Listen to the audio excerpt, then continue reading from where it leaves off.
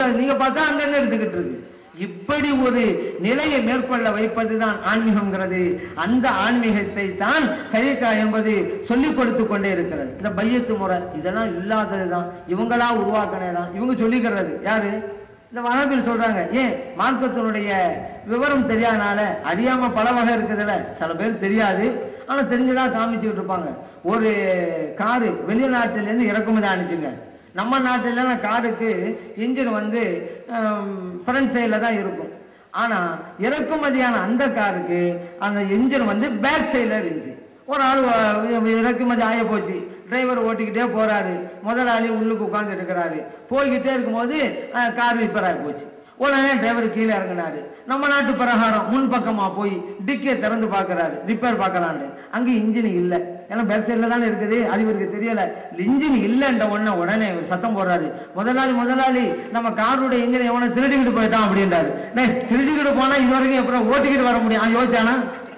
அந்த அறிவு வேலை செய்யல, திருட்டு போயிட்டான். உடனே ஓனர் வெளியே வந்தாரு. அவர் பேக் சைட்ல போய் டிக்கெட் திறந்து பார்த்தாரு, அங்க இருந்துச்சு.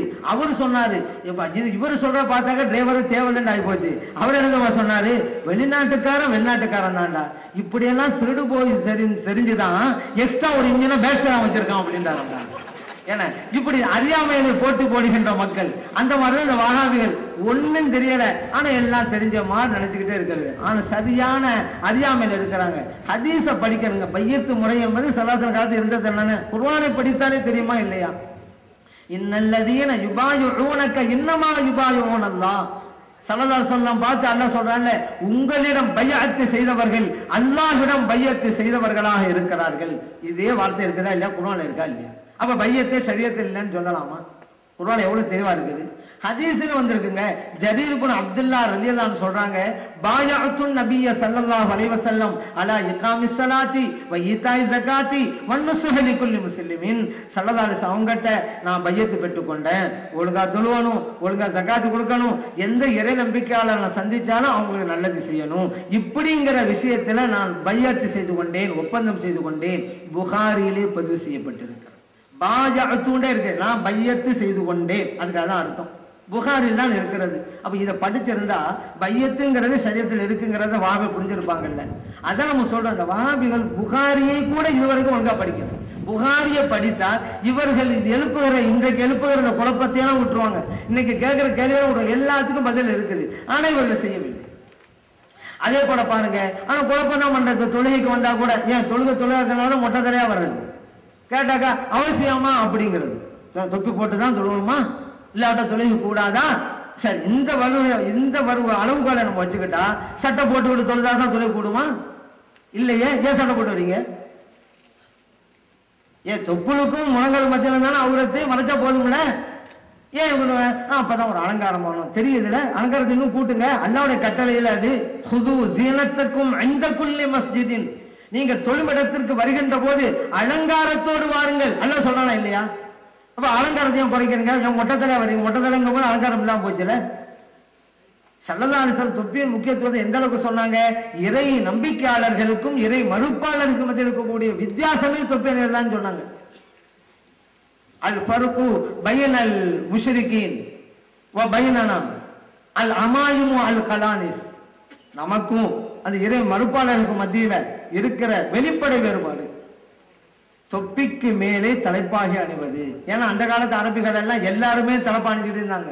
ஏன்னா ஒரு நாட்டினுடைய ஆடை அமைப்புங்கிறது அந்த நாட்டுடைய தட்பவெப்ப நிலையை கவனிச்சு தான் இருக்கும். இன்னைக்கு கூட நீங்க பாருங்க, இந்தியாவில் ராஜஸ்தான் மாநிலம், அது பாலைவனம் உள்ள மாநிலங்க, அங்க போங்க, அங்க இருக்கக்கூடிய எல்லாருமே தலப்பா. அது இஸ்லாமிய அல்லாதவர்கள் கூட தலப்பா கட்டி தான் இருப்பாங்க. ஏன்? அந்த நாட்டு கலாச்சாரம், அது சூழ்நிலை தந்தவாறு. கேரளாவுடைய இந்தியாவில் கேரளாவுக்கு போனா அங்குள்ள மக்கள் ஒரு வகையான ஆடை, தமிழ்நாட்டுக்கு வந்தா அங்க ஒரு வகையான ஆடை இருக்கும், யூபிக்கு போனா அப்படித்தான். ஏன்? இது அந்த நாட்டினுடைய தட்பவெப்ப நிலைத்தவாறு அந்த ஆடைகள் இருக்கும். அப்ப அந்த நாட்டில் அரபு மக்கள் எல்லாருமே தலப்பா அணிஞ்சாங்க. ஏன்? அந்த வெயிலுக்கு அது தடுக்கணுங்கிறதுக்காக. இப்ப இஸ்லாம் வருது, சில பேர் ஏற்றுக்கொள்றாங்க, சில பேர் ஏற்றுக்கொள்ளல. ஏற்றுக்கொண்டவங்களும் தலப்பாணிஞ்சிருக்காங்க, ஏற்றுக்கொள்ளாதவர்களும் தலப்பாணிஞ்சிருக்காங்க. வெளிப்படை வித்தியாசம் இல்லை. இப்பொழுதுதான் ஸல்லல்லாஹு சொல்றாங்க, அல் ஃபர்கு பைனனா வ பைனல் முஷ்ரிகீன் அல் அமாயிமு அல் கலானிசி. நமக்கும் இறை மறுப்பாளர்களுக்கும் வித்தியாசம் தொப்பி அணிந்து தலப்பா அணிவது. திர்மிதியிலே பதிவு செய்யப்பட்ட ஹதீஸ். அவங்க எல்லாம் வெறுமனே தலப்பா அணிஞ்சுக்கிட்டு இருக்கிறாங்க. முஸ்லிம்கள் தொப்பி அணிங்க, அதுக்கு மேல தலப்பா அணிங்க, இதுதான் வித்தியாசங்கிறாங்க. தொப்பியை தான் அடையாளம் காட்டுகிறாங்க. தலப்பாக ரெண்டு பேர்கிட்ட இருக்கு, முஸ்லிம்கிட்டையும் தலப்பா இருக்கு, முஸ்லிம்கிட்ட இருக்குது. முஸ்லிம்கள் இல்லாத ஒண்ணு, முஸ்லிம்களிடம் மட்டுமே இருக்கக்கூடிய ஒண்ணு தொப்பி, அதுதான் அடையாளம் சலாசலம் காட்டுறது. இவ்வளவு தெளிவா சொல்லிருக்கும் போதும் இது அவசியமானு சொல்லாமா? ஸல்லல்லாஹு அலைஹி வஸல்லம் அவர்கள் இஸ்லாமிய அடையாளமாக சொன்னதை போய் எங்களை வேணான்னு சொன்னாக்க என்ன அர்த்தம் இருக்குது? ஸல்லல்லாஹு அலைஹி வஸல்லம் சொன்னதை அப்படியே நிறைவேற்ற வேண்டும். ஸல்லல்லாஹு அலைஹி வஸல்லம் அவர்களை மதிக்க வேண்டும் என்கிற முடிவுக்கு வந்துவிட்டால் எப்படியெல்லாம் இருக்கணும் அதை நீங்க யோசிச்சு பாருங்க. ஸல்லல்லாஹு அலைஹி வஸல்லம் வசீலாவா இருக்கிறாங்க. அவங்க இருந்த போது வசீலானாங்க. சஹாபா பெருமக்களை என்ன தேவைன்னா அவங்ககிட்ட தான் போய் முறையிட்டாங்க, வாங்கிக்கிட்டாங்க. இன்றைக்கும் அப்படித்தான். இதுக்கெல்லாம் சொன்ன அதிசயங்களான அந்த வஹாபிகள் அதெல்லாம் சலாசம் உயிரோடு இருந்தாங்க அதனாலங்க அப்படிம்பாங்க. இன்றைக்கு என்ன ஸல்லல்லாஹு அலைஹி வஸல்லம் மக்களை பார்த்து மறைந்த பின்னரும் கூட எப்படி நடந்தது? பிலால் இப்னு ஹாரிஸ் ரலியல்லாஹு அன்ஹு ஸல்லல்லாஹு அலைஹி வஸல்லம் தர்பாருக்கு போறாங்க. இஸ்தஸ்கீல் உம்மத்திக யா ரசூலல்லாஹ் ஃபஇன்னஹும் ஹலகு. மழை இல்லாம மக்கள் கஷ்டப்பட்டு இருக்கிறாங்க, மழை கிடைக்க ஆவணம் செய்யுங்க யார சொல்லலாம் கூப்பிட்டு சொல்றாங்க. ஸல்லல்லாஹு அலைஹி வஸல்லம் கனவுல வந்து ஃபஇன்னஹும் யுஸ்கூன் மழை பொழியும்ங்கறாங்க. சொன்னது போன்று மழை பொழிந்தது. இப்னு அபி ஷைபா ஹதீஸ் கிதாபுல பதிவு செய்யப்பட்டிருக்கு. ஸல்லல்லாஹு அலைஹி வஸல்லம் அவர்கள் மக்களை பார்த்து மறைந்ததுக்கு பின்னாலும் கூட அவர்களைத்தான் அணுகியிருக்கிறார்கள் சஹாபா பெருமக்கள். அவங்க எதை கேட்டாங்களோ கொடுத்திருக்கிறாங்க. யார் வந்தாங்கிறது தெரியுது ஸல்லல்லாஹு அலைஹி வஸல்லம். அதனால அவங்களுடைய கனவுல கரெக்டா போயிடுறாங்க. என்ன சொன்னாங்கிறது தெரியுது, அதனால அதுக்கு போய் பதில் சொல்லிட்டு வர்றாங்க. மழை பொழியும், மழைக்கு தானே சொன்னாங்க, எல்லாம் தெரிகிறது. அந்த நிலையில இருக்கிறார்கள் நபிகள் நாயகம் ஸல்லல்லாஹு அலைஹி வஸல்லம் அவர்கள். இதுல வேற இந்த வஹாபிகள் சொல்றாங்க யார சொல்லலாம் கூப்பிடக்கூடாது, யா முஹிதீன் கூப்பிடக்கூடாது, அப்படி கூப்பிடுறதெல்லாம் ஷிர்க் அப்படிம்பாங்க. அப்படி கூப்பிடக்கூடாதுன்னு சொன்னா பிலால் இப்னு ஹாரிஸ் ரலியல்லாஹு அன்ஹு சஹாபி ஸல்லல்லாஹு அலைஹி வஸல்லம் ரவுலா ஷரீஃபுக்கு சென்று யா ரசூலல்லாஹ் அப்படின்னு எப்படி கூப்பிட்டுருப்பாங்க? யோசிக்க வேணாம். இந்த வஹாபிகள் எப்போன்னு சொல்லுவாங்க சஹாபிகளுக்கு தெரியாத மார்க்கம் எங்களுக்கு புரிஞ்சிருக்குன்னு சொல்லுவாங்க. அது ஒன்னே போது இவங்களாம் வழிகேட்டு இருக்காங்கிறது. இந்த வஹாபி இளைஞர்களே, நீங்க ரொம்ப ஆய்வு செய்ய தேவையில்லை. இந்த வஹாபி அல்முசாக்கள்லாம் ஜாதத்துல தான் இருக்காங்களா, தப்பான பாதையில் இருக்காங்களா, நீங்க போட்டு குழப்பிக்கிறவே வேணாம். எப்போ சஹாபா பெருமக்களுக்கு புரியாத மார்க்கம் எங்களுக்கு புரிந்தது என்று சொன்னார்களோ அது ஒண்ணு போது இவங்களை விட்டு நீங்க ஓடியாந்து அவங்க கிட்ட போவே கூடாது. மார்க்கத்தில் ஸல்லல்லாஹு அலைஹி வஸல்லம் அவர்களை அப்படி யார சூழல்லாம் என்று சொல்லலாம் என்பதால் தானே அந்த சஹாபி கூப்பிட்டு இருக்கிறாங்க. அப்ப இது வஹாபி அலிசா கிட்ட போய் அர்த்தம் கேட்டா இப்படி தப்பான்னு சொல்லுவாங்க. ஏன் உங்களுக்கு குரான் தெரியல? ஒரு ஆளு சுத்த தமிழ்ல பேசணும்னு நினைச்சான். அதுக்கு யாராவது ஒரு வாஜாட்ட தானே போய் ஆகணும். அதுக்கான ஒரு வாஜாட்ட போய் ஐயா எனக்கு சுத்த தமிழ்ல பேசுறதுக்கு கட்டுத்தாங்க அப்படின்னு. உடனே அந்த வாஜா சொன்னாங்க அப்படியா, வெரி குட், அவட போயிட்டோம். இவர் பதில எல்லாம் இவர் ஆமா அப்படின்றாரு. உடனே அவன் சொன்னா பஸ் ஸ்டாப்னு தமிழ்ல கேட்க வேண்டியதானாங்க, நீங்க எனக்கு போய் என்னமோ குஜராத் எல்லாம் கேட்டுக்கிட்டு இருக்க அப்படிங்கிறான். இவனுக்கு தமிழே எது இங்கிலீஷ் எதுன்னு இப்ப தெரியாம இருக்குது.